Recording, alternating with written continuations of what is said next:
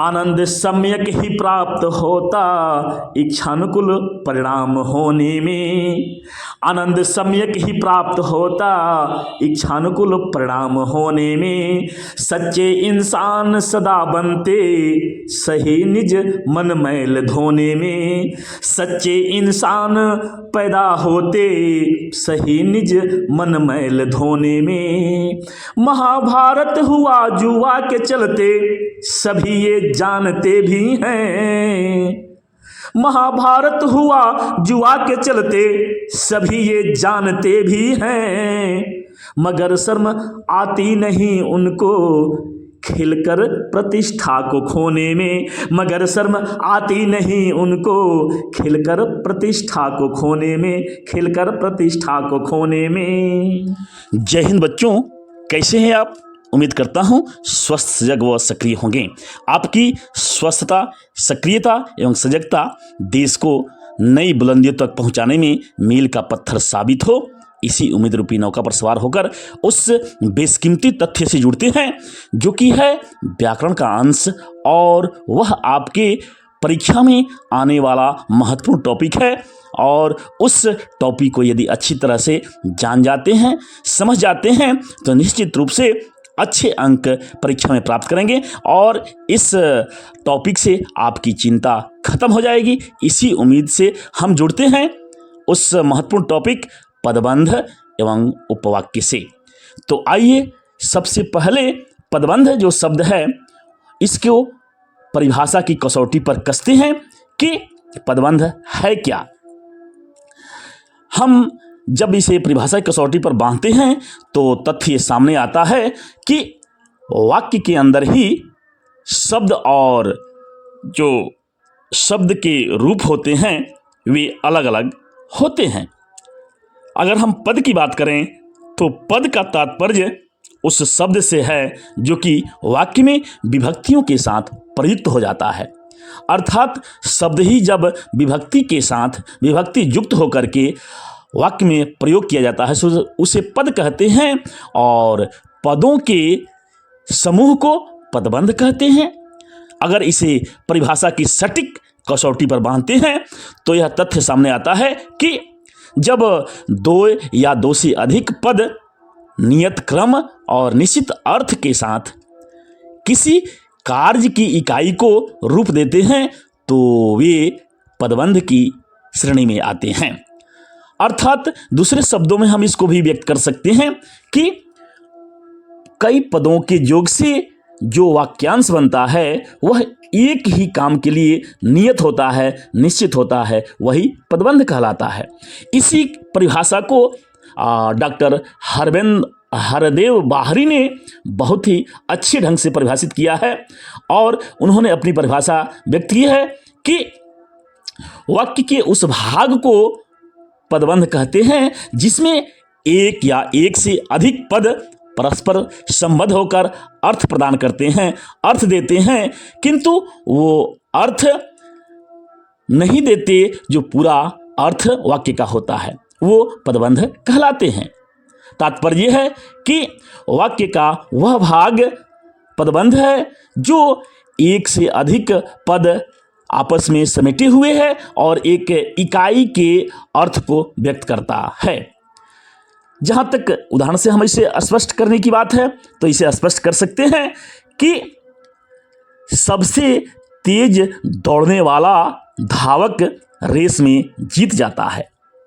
तो इस वाक्य में हम देखते हैं कि जो धावक है सबसे तेज दौड़ने वाला, अर्थात धावक की ये सबसे तेज दौड़ने वाला जो शब्द समूह है, पद समूह है, इसमें पदों का जो समूह है वह धावक की विशेषता बता रहा है, तो यह विशेषण पदबंध हुआ। इसी तरह से मोहन अत्यंत ही सुशील और परिश्रमी है। इस वाक्य में भी हम देखते हैं कि मोहन अत्यंत ही सुशील और परिश्रमी है। अत्यंत सुशील और परिश्रमी एक इकाई का बोध करा रहे हैं। सुशील और परिश्रमी अत्यंत ये शब्द मिलते हैं तो एक पदबंध का निर्माण करते हैं और इकाई को व्यक्त करते हैं, जो कि मोहन की विशेषता, संज्ञा की विशेषता बतलाता है। तो इसको हम विशेषण पदबंध की श्रेणी में रख सकते हैं। इसी प्रकार हम इसे स्पष्ट कर सकते हैं। आगे जो तथ्य है कि पदबंध की भेद कितने हैं, इस संदर्भ में हम तथ्य सामने हमारे प्रस्तुत है कि पदबंध के मुख्य रूप से 4 भेद हैं। पहला है संज्ञा पदबंध, दूसरा है विशेषण पदबंध, तीसरा है क्रिया पदबंध और चौथा क्रिया विशेषण पदबंध। जहाँ तक संज्ञा पदबंध की बात है तो स्पष्ट तथ्य ये सामने आता है कि संज्ञा के साथ जो संज्ञा है, वाक्य में प्रयुक्त संज्ञा होती है, उसके साथ जो समूह रहता है वह संज्ञा पदबंध कहलाता है। यूँ इसे परिभाषित कर सकते हैं कि जब किसी भी वाक्य में पदों का समूह जब संज्ञा के रूप में हो और एक निश्चित क्रम में अर्थ व्यक्त करे तो वह संज्ञा पदबंध कहलाता है।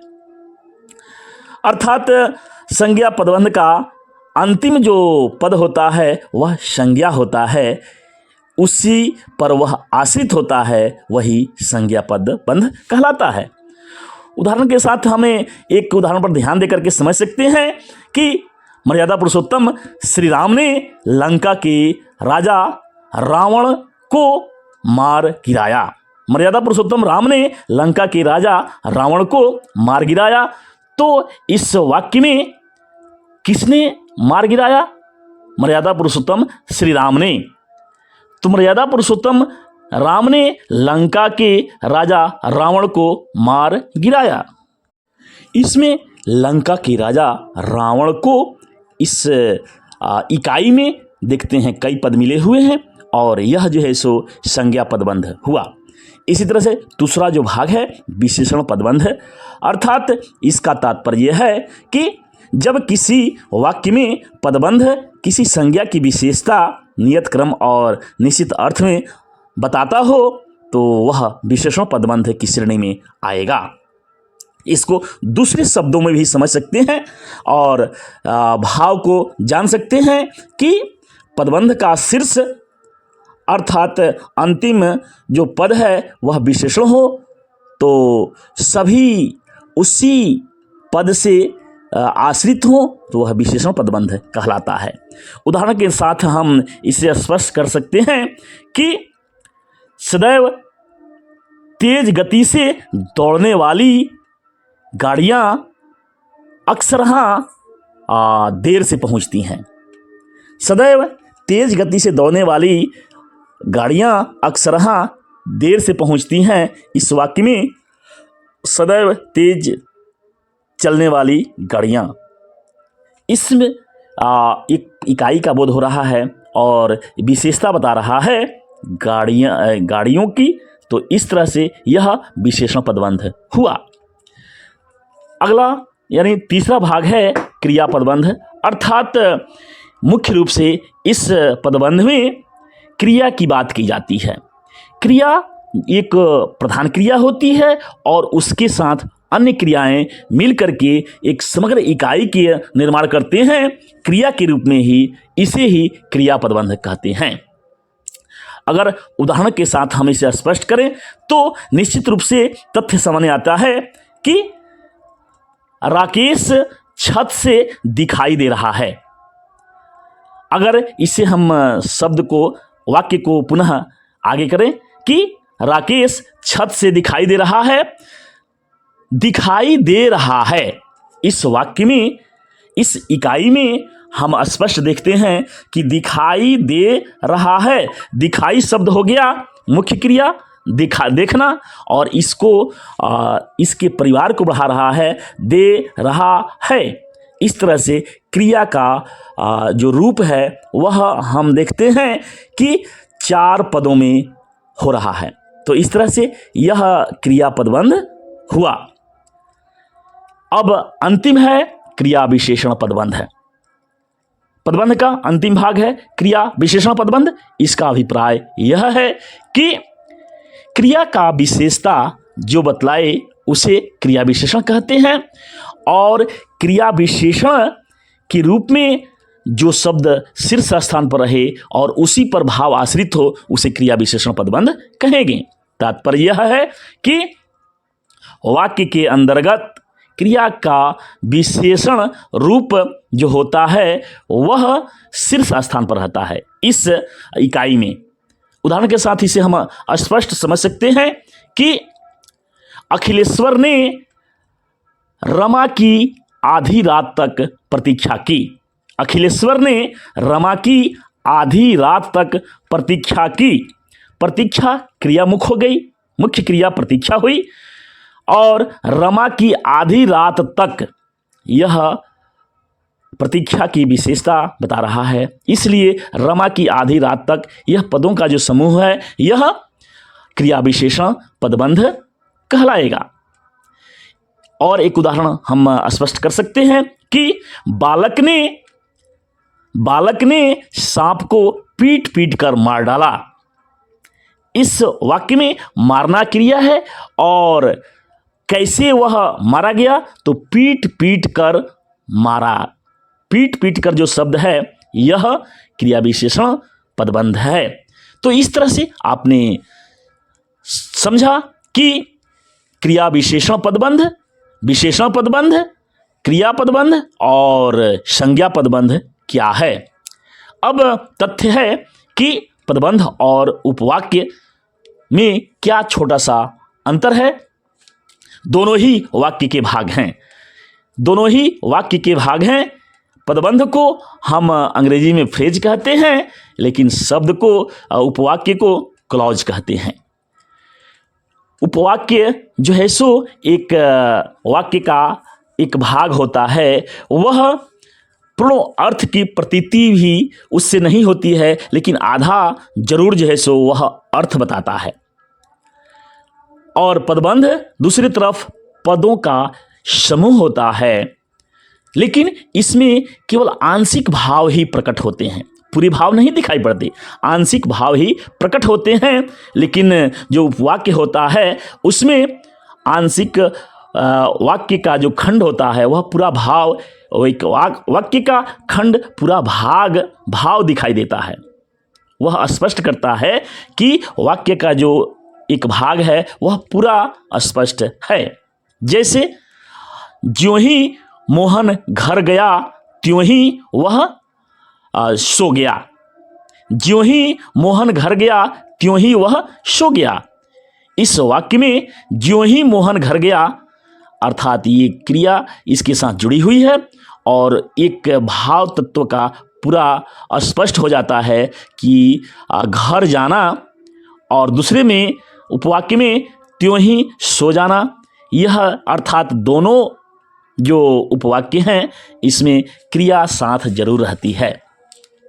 तो इस तरह से स्पष्ट हुआ कि उपवाक्य में जो होगा क्लॉज, उसमें शब्दों का तो समूह होगा ही, लेकिन उसमें क्रिया जरूर रहती है और वह एक अर्थ की प्रतीति जो कराता है वह भले ही पूरा वाक्य का अर्थ न हो, लेकिन जो भी अर्थ की प्रतीति कराता है वह आधा जरूर रहता है। और पदबंध में ये स्थिति हमें केवल यही देखने को मिलती है कि आंशिक भाव ही हमें प्रतीत होता है, पूरा भाव नहीं प्रतीत होता है।